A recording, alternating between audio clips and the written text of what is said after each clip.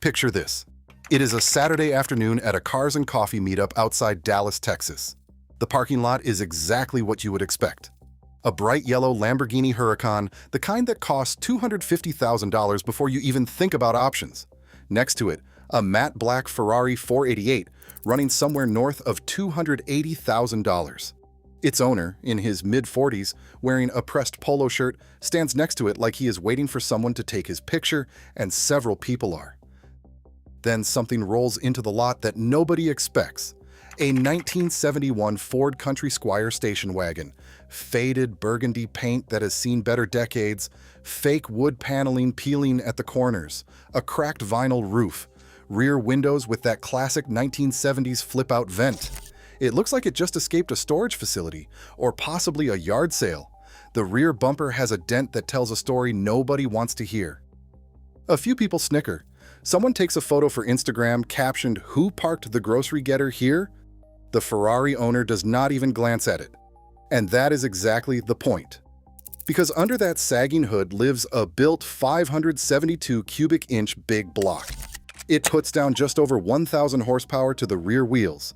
That bay used to hold a humble 400 cubic inch Ford V8. Not anymore. It runs on race fuel. It has a full roll cage hidden behind the factory rear seat. The rear axle is a fabricated Dana 60, sourced from a heavy-duty truck application because nothing else would survive the torque. The suspension has been completely reworked. The body is all original because that is the whole point. It has to look like your grandmother forgot to drop it off at the junkyard. When the Ferrari owner eventually pulls out onto the highway, the wagon follows. It does not stay behind for long. This is the story of America's greatest automotive trick, the sleeper car. And nobody does it better than a rusted, wood-paneled 1970s station wagon with a monster living inside it.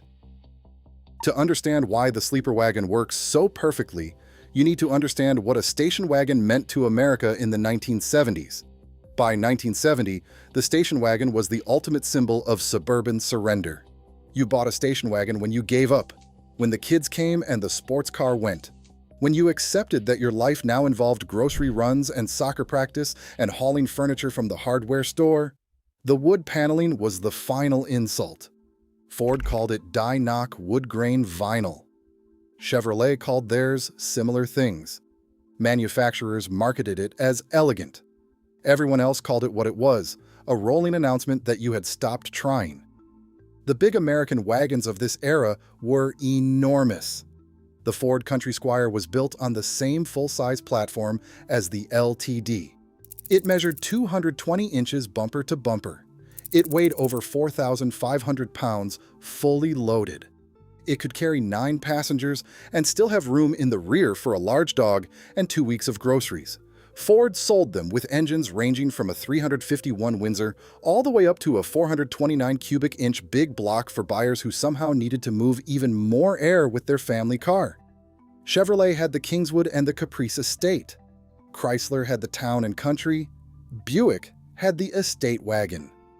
Every major American manufacturer built these rolling living rooms, and they sold in enormous numbers. In 1972 alone, Ford sold over 100,000 full-size wagons. These were everywhere, absolutely everywhere. And then they slowly vanished. Gas mileage killed them in the late 1970s. The minivan finished them off in 1984. By 1990, the full-size American station wagon was essentially extinct.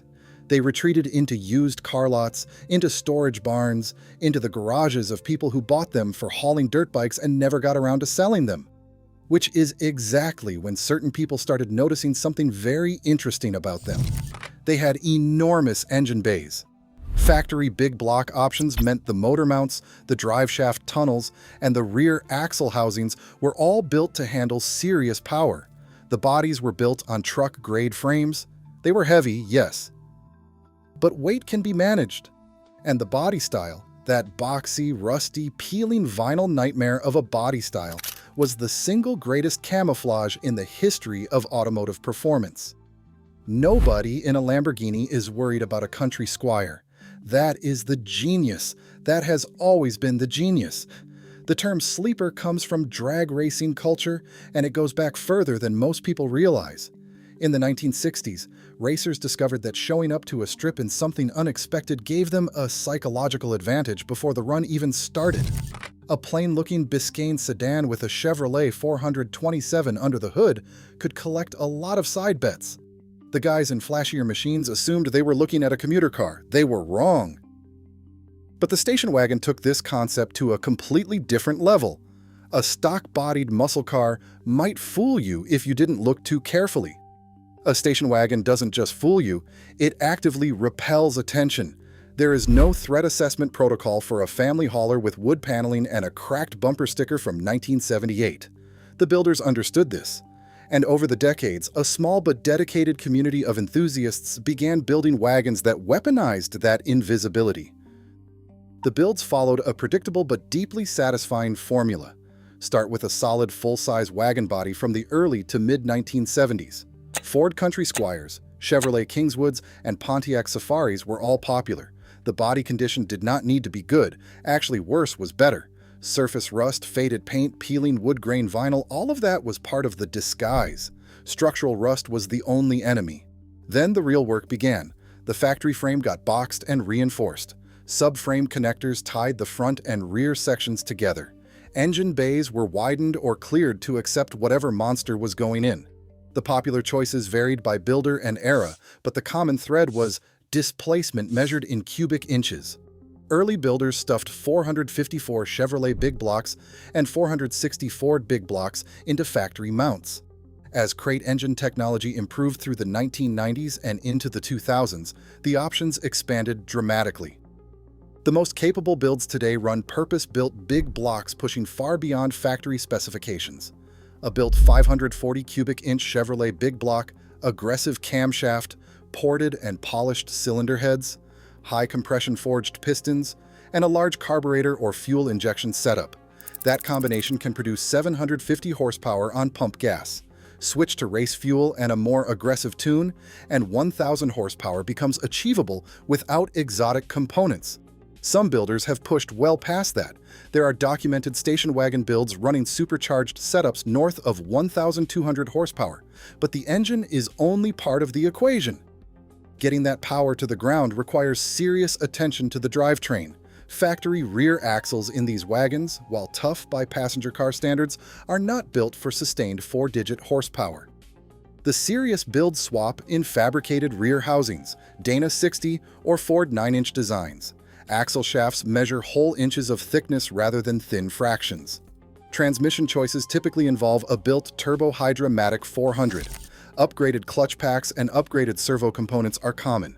A high stall torque converter lets the engine build power before the tires have to cope with it. The front geometry gets corrected for launch. The rear gets rebuilt from scratch. 4 link setups replace the factory leaf springs on the most serious builds. Adjustable coilovers dial in ride height and spring rate. Slapper bars manage axle wrap under hard acceleration. The whole rear of the car becomes a purpose-built launching mechanism hidden under factory sheet metal. Through all of this, the exterior stays exactly the same, maybe a little worse each year. That is the beauty of it. The Lamborghini Huracán that pulled out of that Cars and Coffee parking lot makes just over 600 horsepower from its naturally aspirated 5.2-liter V10. It tips the scales at around 3,100 pounds. It runs 0 to 60 in 3.2 seconds. The quarter mile takes about 11.4 seconds on a good run. By any objective measure, it is a magnificent piece of engineering. It has Italian motorsport heritage, carbon fiber construction, a mid-engine layout with all-wheel drive, and a paddle-shifted dual-clutch transmission. The whole package. A well-built 1,000 horsepower station wagon weighs somewhere around 4,800 pounds after all the fabrication work. It has rear-wheel drive only. It does not have carbon fiber. It does not have a dual-clutch transmission. It has a T-handle shifter, a stall converter, and a lot of tire pressure decisions to make at the line. On a prepared surface with good traction and a good launch, it will run 10 seconds, sometimes 9 seconds on a great day, with a 60-foot time that the Lambo driver, looking in his rearview mirror at a station wagon, will not be expecting. On a street, With an unprepared surface and a rolling start, the physics change in interesting ways. The wagon's torque comes on hard and low. All-wheel drive helps the Lambo out of slower corners and from dead stops, but once both vehicles are moving and the big block opens up, the weight penalty of the wagon shrinks against the raw power advantage. A 1,000 horsepower vehicle, even a heavy one, covers ground at a rate that premium Italian engineering struggles to answer. This is the part the Ferrari owner at the car meet does not process until it has already happened. The wagon does not need to win every scenario. It just needs to win the one where nobody saw it coming. There is a cultural dimension to the sleeper wagon that goes beyond the mechanical, something deeply American about it. The underdog narrative is baked into the machine itself. The wealthy exotic car owner represents a certain kind of status display, buying your way into performance, paying for someone else's engineering, wearing the badge as a signal of arrival. The sleeper wagon builder represents something else entirely: ingenuity, obsessive mechanical knowledge, hundreds of hours in a garage making something work that by all conventional logic should not work, building performance that hides itself, that refuses to advertise, that waits. The audience at drag strips and car events understands this immediately. When a wagon lines up against something expensive, people stop what they are doing. They gather, they film. And when the wagon wins, which the good ones do with regularity, the reaction is always the same: pure delight. Regardless of what car you drove to the event, regardless of what brand loyalties you hold, there is something universally satisfying about watching the grocery getter eat the supercar alive. It has become its own subculture within hot rod and drag racing communities. Events like Hot Rod Magazine's Drag Week prove the concept completely. It is a grueling multi-day competition. Cars must drive between tracks on public roads and then race at each stop. Station wagons have featured consistently among the top performers. They are fast enough to compete with purpose-built race cars. They are street legal. They look like your grandfather's car, and they win. The builders tend to be methodical, patient people. They are not showing off. They are building something that by design nobody is supposed to notice until it is too late to do anything about it. Back to that Texas parking lot. The Ferrari owner pulls onto the service road running alongside the highway. The wagon follows at what looks like a safe, responsible distance. A few other cars from the meetup have joined the procession because word travels fast when something interesting is about to happen. The Ferrari driver doesn't think much of it. He's thinking about the car behind him the same way you think about furniture. It's just there. Then both vehicles reach a long, straight stretch of empty road. The station wagon's driver doesn't wait for an invitation. He drops 2 gears and puts his foot down. What happens next takes about 4 seconds. The big block opens up with a sound that is not subtle. That hollow, thundering bark of a large displacement engine being pushed hard is a very particular noise. It carries. The wagon accelerates with the kind of urgency that makes the physics feel personal. The rear tires work. The torque converter multiplies the torque. And the Ford Country Squire walks right past a $250,000 Italian sports car. Like it isn't there. Like it never was. The Ferrari driver takes a moment to process this. Then he puts his foot down too. Hard. The twin-turbo V8 screams and the rear tires claw for every inch of grip. It's not enough. The wagon is already 3 car lengths ahead and pulling. The driver of the wagon doesn't even look sideways. He just watches the road ahead, reaches down, and shifts. There is no moral here about expensive cars being bad. The Lamborghini is an extraordinary machine. The Ferrari is remarkable engineering. If you have the means to buy either, they will reward you in ways that few mechanical objects can. But there is something worth understanding about what a station wagon full of hidden horsepower represents. Decades of accumulated knowledge passed down through car magazines, race programs, garage conversations. The understanding that displacement is not extinct. A platform everyone has forgotten can be made to do things nobody expects. The Country Squire. Rolling back into that parking lot gets a very different reception on the return trip. Phone cameras come out, people walk over. The Ferrari owner, to his credit, gets out of his car, walks over, and looks at the engine bay. He stands there for a long moment. Finally, he asks, "What is that?" pointing at the carburetor. The wagon's owner, a 58-year-old retired machinist from Mesquite, Texas, named Roy Calloway, replies that it is why you don't judge a car by its wood paneling. He closes the hood. The latch does not quite catch on the first try because it never has. He hits it again with the heel of his hand. It latches. The wagon starts on the first crank. It always does.